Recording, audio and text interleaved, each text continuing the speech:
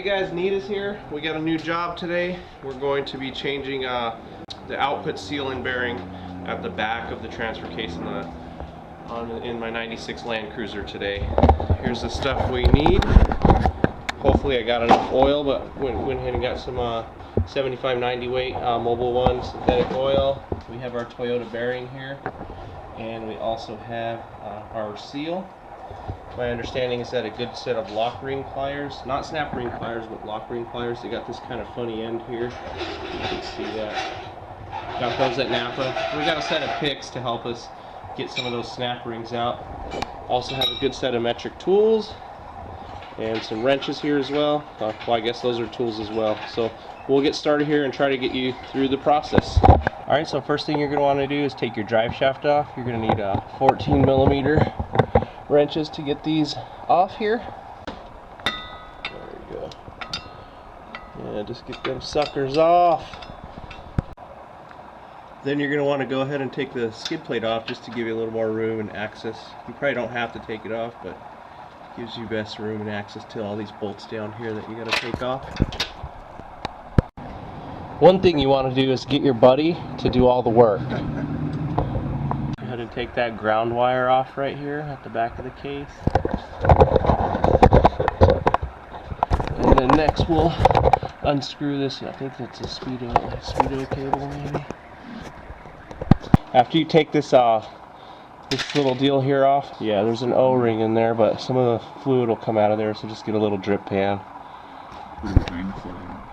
Go ahead and drain the fluid out of the case right here.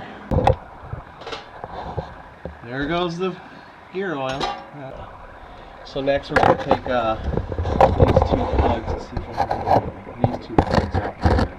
Take those off, and then we'll start taking the bolts on the outer.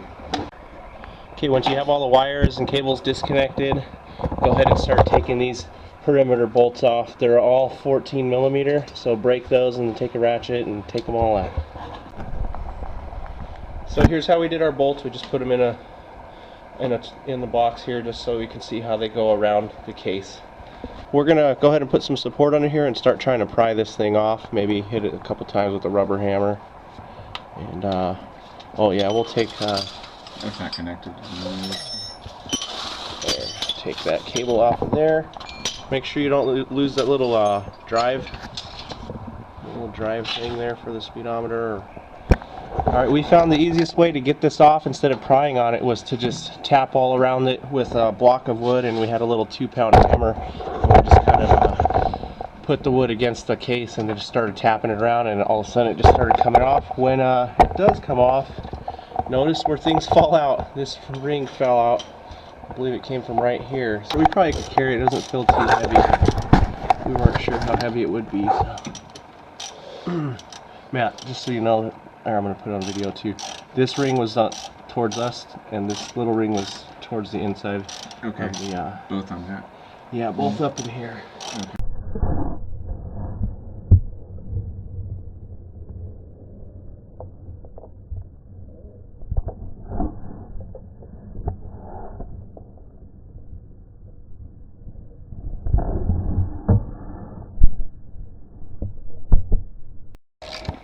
Then go ahead and take a 10mm and just take the 3 bolts that are down in there out.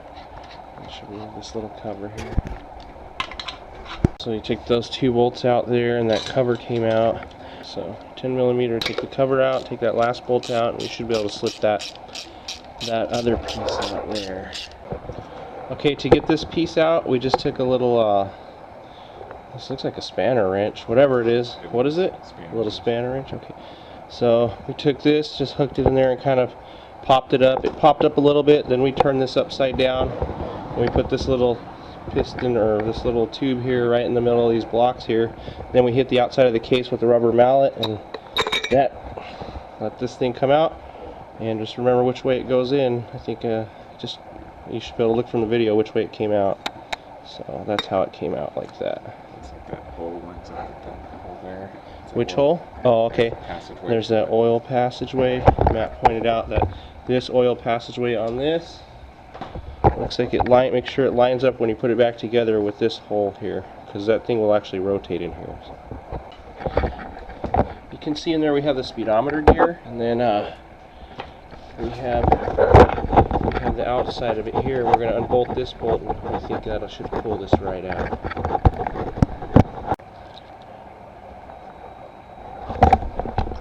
There it goes. There's your speedo gear. Go ahead and put that off to the side. Yeah, I always like to put the bolts back so we don't have to lose them. Alright, we have our next lock ring right here. Can you point right to it, Matt? Yeah, there, right there on the shaft there. So we'll pull that one out. Got it? Man, those pliers are great. I'm so glad that those guys recommended this on the forum. Yeah, there you go. And let's see how you pulled it out. Lock ring, is there any? Okay, we'll just leave it that way so we don't have to do this. And our next lock ring is down there at the bottom, hopefully. Those are awesome.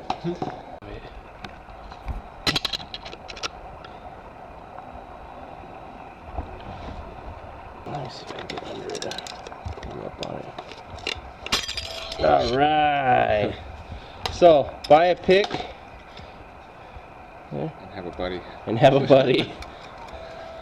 It'd probably be easier if we weren't trying to hold lights and a camera and a screwdriver and a pick.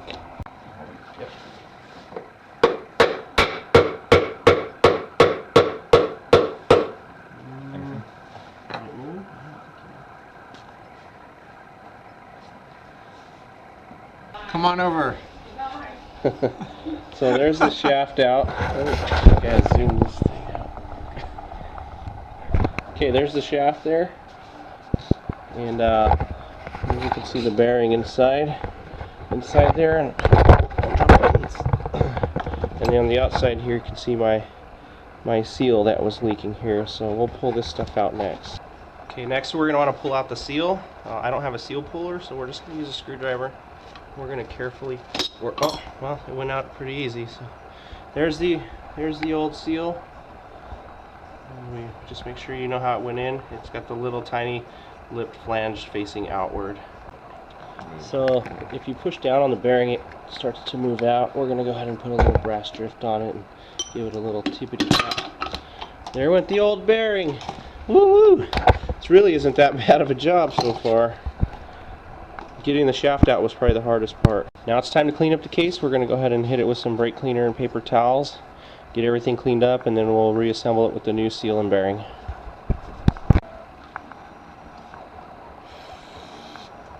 Take the old gasket maker off the case, and we're using a razor blade and some brake cleaner. It seems to be coming off pretty easy. So we went ahead and we lubed up the bearing a little bit here before we put it in.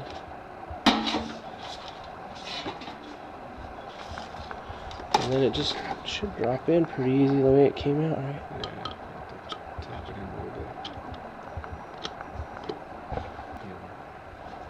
There we go. There it goes. It's seated. Ideally, it's always better to press or tap on the outside of the bearing. Oh, okay. So next time you guys, very hard.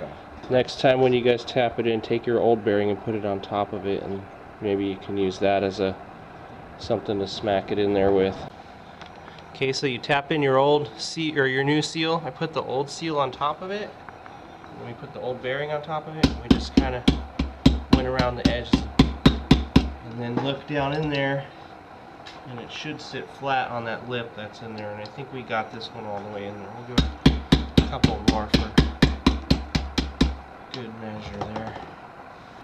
All right, so we're going to take our seal. Alright, we have a great mess here. We have our seal back in. We also have our bearing in there, you can see. And next we're going to start putting everything back together. If we come across something that's difficult, we'll record it. Otherwise, everything's going to be back in reverse order. Just make sure to watch the video if you forget how something came out, how to put it back in. And like I said, we're not Toyota mechanics, so if we didn't do something exactly right, as long as it doesn't leak, that's all I care about. Alright.